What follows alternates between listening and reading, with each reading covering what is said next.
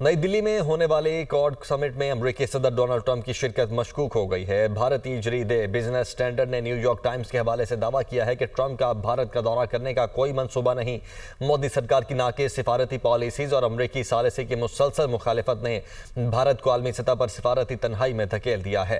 Report के मुताबिक Trump और मोदी के ताल्लुकात उस वक्त खराब होना शुरू हुए जब ट्रंप ने पाक भारत जंगबंदी में सालिसी की पेशकश की, जिसे भारत ने मुस्तरद कर दिया। ट्रंप ने 40 से ज़ायद बार जंगबंदी का दावा दोहराया, जिस पर मोदी सख्त नाराज हुए। G7 इजलास के दौरान ट्रंप और मोदी की मुलाकात भी नहीं हो सकी और ट्रंप कबल अज़ वक्त वाशिंगटन वापस रवाना हो गए।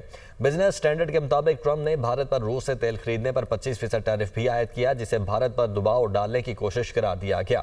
सिफारती कशीदगी के बायस अब नवंबर में दिल्ली में होने वाले क्वाड समिट में सिर्फ ऑस्ट्रेलिया, जापान और अमेरिका के दीगर नुमाइंदे शिरकत करेंगे।